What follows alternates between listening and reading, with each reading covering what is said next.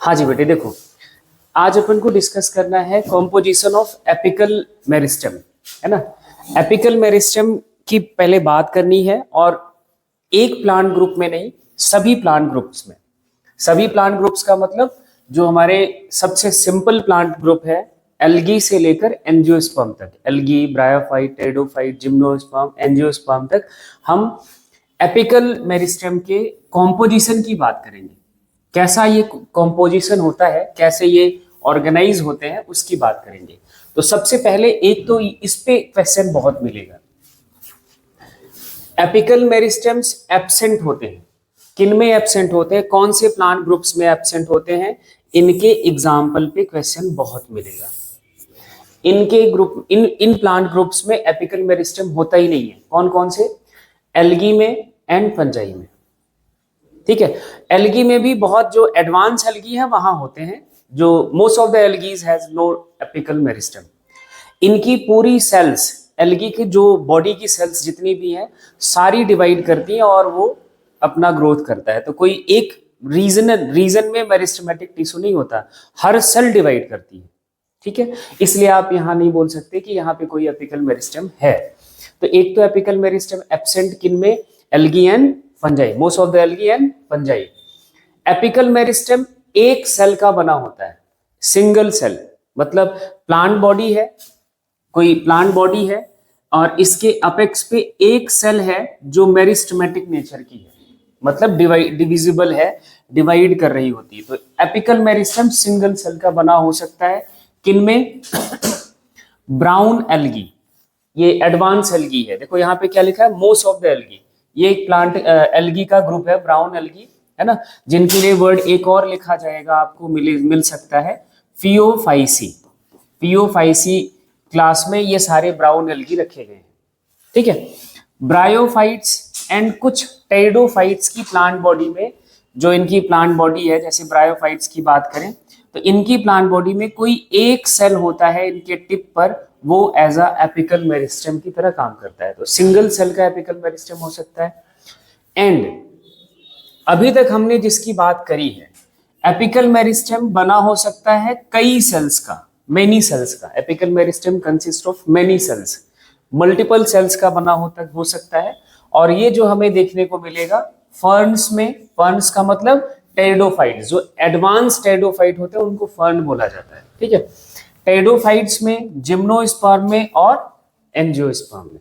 ठीक है, हमने जो पिछला चैप्टर पढ़ा था, फ्लावरिंग प्लांट का मॉर्फोलॉजी पढ़ा था, एंजियोस्पर्म का मॉर्फोलॉजी पढ़ा था, है ना।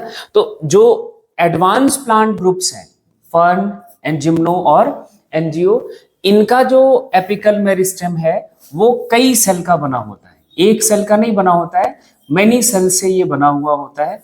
और ये सारे सेल्स डिवाइड करके नए सेल्स ऐड कर रहे होते हैं और अपना जो प्लांट बॉडी है इसका प्राइमरी ग्रोथ करवा रहा होता है।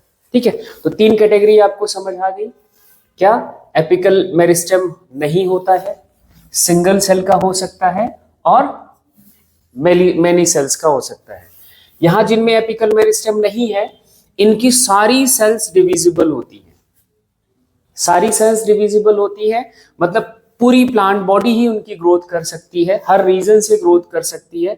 इसलिए इनका जो ग्रोथ है that is a diffused growth. कैसा ग्रोथ है? Diffuse growth. ये बहुत बार सवाल बन चुका है, कौन से प्लांट ग्रुप्स हैं जिसमें डिफ्यूज्ड ग्रोथ होता है।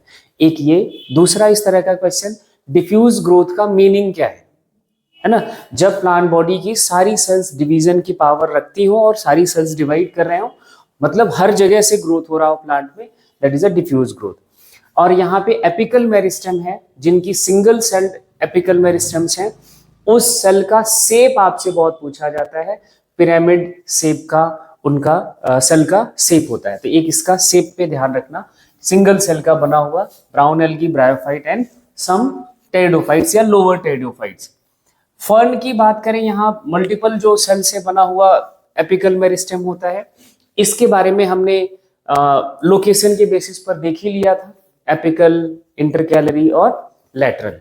ठीक है, अब इसी को हम समझने की कोशिश करेंगे। आगे हमारा जो टॉपिक है वो हम यही डिस्कस करने जा रहे हैं कि मेरिस्टेमेटिक टिश्यू, जो कि अनडिफरेंशिएटेड होते हैं। जो एपिकल मेरिस्टेम के सेल्स हैं कैसे हैं? अनडिफरेंशिएटेड होते हैं। यही प्लांट बॉडी में डिफरेंशिएट होकर एपिडर्मल टिश्यू सिस्टम बनाते हैं, ईटीएस बनाते हैं, है ना। फिर ईसी से डिफरेंशिएट होकर क्या बनेगा? जीटीएस बन जाता है। क्या बन जाता है? जीटीएस बन जाता है। यही अनडिफरेंशिएटेड टिश्यू ही डिफरेंशिएट करके जीटीएस बना देते हैं। यही अनडिफरेंशिएटेड टिश्यू डिफरेंशिएट करके क्या बना देते हैं? वीटीएस बना देते हैं, वेस्कुलर टिश्यू सिस्टम बना देते हैं। तो ये एपिकल मेरिस्टेम का कैसे ये डिफरेंशिएशन होके, कई थ्योरीज हैं कि ये अनडिफरेंशिएटेड टिश्यू डिफरेंशिएट होकर पूरे प्लांट बॉडी का टिश्यू सिस्टम बनाता है। वो कैसे बनाता है उसी को एक्सप्लेन करा गया है। हम आगे इसी का डिस्कशन करेंगे। एक पॉइंट आपको ये ध्यान रखना है, there are several theories to explain the organisation of apical meristem. ये बहुत सारे साइंटिस्टों ने कोशिश करी है, जिसमें से जो इंपॉर्टेंट थ्योरीज हैं जो आपको पढ़ना है, जो आपका सिलेबस है, उसके बारे में हम डिस्कस करेंगे। एपिकल मेरिस्टेम के ऑर्गेनाइजेशन को एक्सप्लेन करा है थ्योरी के थ्रू। पहली जिसमें से थ्योरी है जिसका नाम है हिस्टोजन थ्योरी। क्या है? Histogen theory. किसने दिया था? तो नाम आएगा हैंस्टीन ने। कब? 1870 में, है ना। और ये सबसे ज्यादा वैलिड है, ये जो थ्योरी है मोस्ट वैलिड है ना। ये क्वेश्चन बहुत बनता है कि histogen theory is most valid for या मोस्टली एप्लीकेबल फॉर, तो आपको याद रखना है रूट अपेक्स ऑर्गेनाइजेशन को। मतलब रूट एपिकल मेरिस्टेम को ये एक्सप्लेन करने के लिए बहुत अच्छा थ्योरी है। रूट एपिकल मेरिस्टेम को एक्सप्लेन कर पाता है ना, पूरी तरह से। लेकिन सूट एपिकल मेरिस्टेम को प्रॉपर ये एक्सप्लेन नहीं कर पाता है, तो मोस्ट वैलिड है। लेकिन जब हिस्टोजन थ्योरी हैंस्टीन जी ने दी थी, तो इस थ्योरी से उन्होंने सूट एपिकल मेरिस्टेम को भी एक्सप्लेन करा और रूट एपिकल मेरिस्टेम को भी एक्सप्लेन करा। बाद में और साइंटिस्टों ने इस थ्योरी में कमियां निकाली कि ये सूट एपिकल मेरिस्टेम को प्रॉपरली एक्सप्लेन नहीं कर पाता है, वो हम आगे देखेंगे। इस थ्योरी के अकॉर्डिंग क्या कहा इन्होंने? Apical meristem root and shoot दोनों के लिए, हैंस्टीन जी ने जो बोला था रूट एंड सूट दोनों के लिए, कि आर डिस्टिंग्विश्ड इनटू 3 हिस्टोजन। जो एपिकल मेरिस्टेम समझ रहे हो, जो प्लांट का, ये इन प्लांट्स का जो मेरिस्टेम्स है वो मल्टी सेल से बना हुआ है। ये मल्टी जो सेल्स है, ये बहुत सारी जो सेल्स है, मास ऑफ अनडिफरेंशिएटेड सेल्स है, ये 3 हिस्टोजन में डिवाइडेड होते हैं। हिस्टोजन्स क्या है? Meristematic regions. मतलब इन सेल्स को 3 रीजन में उन्होंने डिवाइड करा। कितने रीजन में? 3 रीजन में। जैसे हमने मान लिया कि इस रीजन की सेल, फिर एक और दूसरे रीजन की सेल मान लिया कि यहाँ वाली सेल, है ना, और एक तीसरे रीजन वाली सेल हमने मान लिया कि यहाँ पे। 3 रीजन में इनको डिवाइड करा है। रीजन समझ रहे हो? क्योंकि ये पूरा एक 3 डायमेंशनल स्ट्रक्चर है। कोई भी सूट का टिप है तो वो 3 डायमेंशनल है। सबसे बाहर वाली, बीच वाली सेल्स एंड अंदर वाली सेल, ये रीजन में डिवाइड करा। इन तीनों रीजन का नाम उन्होंने ये रखा। क्या क्या? डर्मेटोजेन, पेरिब्लम और प्लीरोम। ये 3 रीजन्स हैं। क्या है? रीजन्स हैं, ये ध्यान रखना। डर्मेटोजेन क्या है? आउटर मोस्ट हिस्टोजन है, मतलब आउटर मोस्ट सेल का एक जो रीजन है, दैट इज द डर्मेटोजेन। ठीक है। फिर इस डर्मेटोजेन के नीचे जस्ट प्रेजेंट है पेरिब्लम, एंड सबसे अंदर की तरफ प्रेजेंट जो सेल्स का रीजन है, सेल्स जो बनाती है, जो पोर्शन बनाती है, दैट इज अ प्लीरोम। अब इसका पिक्चर देखो, ये पहले पिक्चर देख लो तो आपको ये बात क्लियर हो जाएगी। यहां देखना, ये जो सबसे, ये आपका एपिकल मेरिस्टेम है, रूट एपिकल मेरिस्टेम है, ये सूट एपिकल मेरिस्टेम नहीं है। कैसे पहचाना हमने रूट एपिकल मेरिस्टेम है? क्योंकि यहाँ पे रूट कैप है। सूट के पास ऐसा कुछ स्ट्रक्चर नहीं होता है। तो ये इस मेरिस्टेम को देखो 3 रीजन में डिवाइड करा गया। बाहर वाले रीजन को डर्मेटोजेन, फिर इसके बाद वाले जस्ट रीजन को पेरिब्लम, सबसे अंदर वाले रीजन को प्लीरोम। अब इन रीजन्स के बारे में अपन को बात समझनी है कि क्या ये रीजन्स क्या बनाते हैं, कौन सा रीजन क्या बनाता है। प्लांट के टिश्यू सिस्टम का फॉर्मेशन इन्हीं रीजन से होता है। किस रीजन से क्या बनता है उसके बारे में अपन बात करेंगे। जैसे डर्मेटोजन की बात करें, आउटर मोस्ट हिस्टोजन है, सबसे बाहर वाला सेल का रीजन है, एंड ये बना होता है सिंगल लेयर की सेल से। एक लेयर की सेल जो है वो डर्मेटोजन बनाती है, एंड इससे डिराइव होता है epidermis.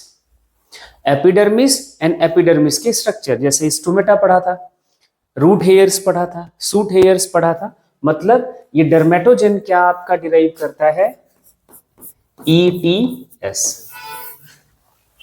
Epidermal tissue system of plant body, dermatogen से ही डिराइव होते हैं। क्लियर हो गई बात। दूसरा रीजन का सेल है जस्ट बिलो डर्मेटोजन, पेरिब्लम प्रेजेंट है। ये जो बनाता है ये मल्टी लेयर्ड की लेयर होती है, मल्टी लेयर्ड रीजन है। ये बनाती है cortex, hypodermis, general cortex and actually cortex बनाती है, एंड कॉर्टेक्स के ये कॉम्पोजिशन होते हैं hypodermis, general cortex and endodermis. ठीक है, मतलब ये आपका हिस्सा हो गया GTS का, ग्राउंड टिश्यू सिस्टम का। ठीक है, एंड इनर मोस्ट जो रीजन है एपिकल मेरिस्टम का, ये बनाता है स्टील। ये बहुत फेमस क्वेश्चन है तो बहुत छोटा शब्द स्टील। स्टील का मतलब क्या होता है, जब हम pericycle plus vascular bundle plus pith rays and pith को ऐड कर दें, तीनों इन सारी स्ट्रक्चर को, तब वर्ड यूज करा जाता है स्टील। अभी ये और क्लियर होगा, है ना। स्टीलर सिस्टम अब नहीं पढ़ना है, नहीं तो पहले आपके सिलेबस में ये स्टीलर सिस्टम भी पढ़ना होता था। मैंने आपको एक वर्ड सिखा दिया था अभी तक, वेस्कुलर बंडल। ये वर्ड आपको सीख दिया था, वेस्कुलर बंडल। वेस्कुलर बंडल का मतलब क्या बताया था मैंने, कि जाइलम प्लस फ्लोएम को वेस्कुलर बंडल बोला जाता है। वेस्कुलर बंडल के साथ पेरीसाइकल ऐड कर देना है, पिथ रेज एंड पिथ ऐड कर दोगे तो आपका बन गया क्या, स्टेल। अब इस पिथ रेज के लिए एक और वर्ड यूज करते हैं, एक्चुअली पिथ के लिए वर्ड एक और लिखा जाता है मेडुलरी। क्या वर्ड लिखेंगे, मेडुलरी। तो पिथ रेज के लिए भी वर्ड लिखा जाएगा दूसरा, मेडुलरी रेज। तो इसको देख के कंफ्यूज नहीं होना है, इसी का दूसरा नाम है, पिथ रेज का दूसरा नाम मेडुलरी रेज, पिथ का दूसरा नाम है मेडुलरी। ठीक है, तो ये स्टील वर्ड बहुत बार बनेगा क्वेश्चन, बहुत मिलेगा भी आपको जब क्वेश्चन बनाओगे। अब देखना इसी को, ये जो रीजन है आपका डर्मेटोजन, इससे प्लांट बॉडी का ETS डिराइव होता है, मतलब एपिडर्मल टिश्यू सिस्टम, सबसे बाहर वाला जो लेयर। फिर इस रीजन से बनेगा पेरिब्लम से GTS का फॉर्मेशन हो जाता है, एंड इनर मोस्ट जो रीजन है प्लीरोम, इससे बन जाता है पूरा VTS। तो ये एक कोशिश थी, पहली कोशिश थी जिससे इन्होंने एक्सप्लेन करने की कोशिश की, जिसका नाम हमने देखा हिस्टोजन थ्योरी। अब इनके प्रॉब्लम्स की बात करेंगे। ये थ्योरी वैलिड है, किसके लिए ज्यादा वैलिड है, रूट एपिकल मेरिस्टम के लिए, सूट एपिकल मेरिस्टम के लिए नहीं। हम यहाँ पे वो सारे पॉइंट्स को नोट करके दे दिया है, इन पे आपका दिमाग कभी भी स्लिप नहीं करना चाहिए, नहीं तो गड़बड़ होगी। पहला point, this theory is true only for root apex. किसके लिए सही है, रूट अपेक्स के लिए। It is not applicable for shoot apex of higher plants because, reason समझना, रीजन क्या है, in most of the gymnosperms and angiosperm, shoot apex is not differentiated into 3 histogen। shoot apex में जब हम बात करते हैं ना, तो ये 3 हिस्टोजेंस में जिम्नोस्पर्म एंड एंजियोस्पर्म, ज्यादातर जिम्नोस्पर्म एंड एंजियोस्पर्म के सूट अपेक्स 3 हिस्टोजेंस में नहीं डिफरेंशिएट है, डर्मेटोजन, पेरिब्लम एंड प्लीरोम, जो इन्होंने कहा है। तो ये सूट अपेक्स के लिए वैलिड नहीं है। ठीक है, अब दूसरी बात, ये बहुत इंपॉर्टेंट पॉइंट है, मोनोकॉट का रूट अपेक्स। अभी मैंने क्या बोला कि ये ज्यादा वैलिड है रूट अपेक्स के लिए, लेकिन देखो यहां पे एक्सेप्शनल आ गया केस फिर से। अगर कोई मोनोकॉट प्लांट है और उसके रूट अपेक्स की बात हम करें, इसमें एक एडिशनल डर्मेटोजन, सॉरी एक एडिशनल हिस्टोजन होता है। 3 तो होते ही हैं, dermatogen, periblem and plerome. In addition these 3 and another histogen is present, that is known as calyptrogen. And calyptrogen से बनता है रूट कैप। क्या बनता है? Root cap. इस पिक्चर में अगर आप फिर से जाओगे तो अब आप एरर इसका पहचान सकते हो। एरर पहचान सकते हो। क्या पहचान सकते हो? रूट कैप या डर्मेटोजन के साथ कैलिप्ट्रोजन भी लिखा हुआ है। ये मतलब मोनोकॉट का रूट नहीं है, रूट अपेक्स नहीं है। ये किसका रूट अपेक्स है? डाइकॉट का। ठीक है, तो आपको अगर मोनोकॉट का होता तो एक और हिस्टोजन यहां दिखाया जाएगा, कैलिप्ट्रोजन, जो इस डर्मेटोजन के बाहर होगा। कहां होगा? डर्मेटोजन के बाहर होगा। ये हमें बात याद रखनी होगी। नेक्स्ट पॉइंट यही है, डाइकॉट का root cap plus epidermis and again next word epidermis को, एपिडर्मिस के लिए रूट में जो वर्ड यूज करेंगे that is the epiblema. Root का जो आउटर लेयर है, कवरिंग है एक सिंगल सेल का, है ना, उसके लिए वर्ड यूज करते हैं एपिब्लेमा। अगर वही सूट का आउटर जो कवरिंग है प्लांट बॉडी का, उसके लिए वर्ड यूज करेंगे एपिडर्मिस। बात दोनों सेम है लेकिन थोड़ा डिफरेंस है, अभी आपको नहीं पता चलेगा। ठीक है, बट ये याद रखना एपिब्लेमा रूट का एपिडर्मिस है। ठीक है, इसलिए ऑब्लिक करके लिखा है फॉर्म्ड बाई। अगर डाइकॉट रूट का रूट अपेक्स है, वहां पे रूट कैप और एपिब्लेमा दोनों डर्मेटोजन से ही डिराइव हो जाता है। उधर कोई कैलिप्ट्रोजन नहीं है, उधर कोई कैलिप्ट्रोजन नहीं है। कैलिप्ट्रोजन कहां पे है? सिर्फ और सिर्फ मोनोकॉट के रूट पे। अब मैंने एक इधर आपको चार्ट दिया है, ये दिमाग में प्रिंट कर लो, सारी कहानी खत्म। डाइकॉट रूट है तो नंबर ऑफ हिस्टोजन कितने? 3। कौन कौन से? Dermatogen, periblem and plerome. ठीक है, आउटर मोस्ट हिस्टोजन क्या होगा? डर्मेटोजन। रूट कैप किससे बनेगा? डर्मेटोजन से। और अगर यही मोनोकॉट रूट हो गया फिर तो हिस्टोजन 4। यही एक क्वेश्चन है कि ऐसा कौन सा प्लांट ग्रुप है जिनके पास रूट कैप के पास 4 हिस्टोजन है? मोनोकॉट, है ना। वो चारों का नाम आपसे भी पूछा जा सकता है। एक एडिशनल जो है हिस्टोजन है that is a calyptrogen and root cap इसकी डिराइव होती है कैलिप्ट्रोजन से। यहां बहुत आपको अगर ध्यान से नहीं पढ़ा ना क्वेश्चन, गलत होने का बहुत चांस है। रूट कैप का फॉर्मेशन कौन से हिस्टोजन से होता है? In monocot plant, in dicot plant. Monocot और डाइकॉट वर्ड को अगर जरा सा भी स्लिप करा, अनर्थ हो जाएगा। ठीक है, इसलिए ये याद रखना, डाइकॉट है तो डर्मेटोजन से, मोनोकॉट है तो कैलिप्ट्रोजन से रूट कैप की ओरिजिन होती है। तो इतनी बात आपने समझ ली। हाँ, प्लांट ग्रुप का नाम लिखे ना, लिखना ही पड़ेगा हिस्टोजन के थ्योरी के हिसाब से, है ना। ये आपको लिखा ही मिलेगा। यही छोटे, ये मोनोकॉट डाइकॉट बड़ा छोटा वर्ड है, वो दिमाग से मैक्सिमम बच्चों के स्लिप कर जाता है, उस पर ध्यान ही नहीं जाता और गलत, है ना, एक्साइटमेंट कि नहीं ये सवाल तो आता ही है, गलत कर देते हैं।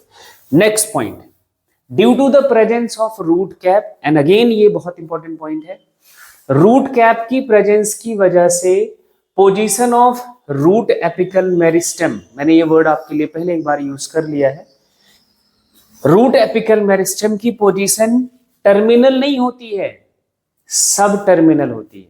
कैसे होती है? सब टर्मिनल होती है, मतलब सबसे एंड पर रूट कैप होता है, ना कि रूट एपिकल मेरिस्टेम। ये रूट के साथ है।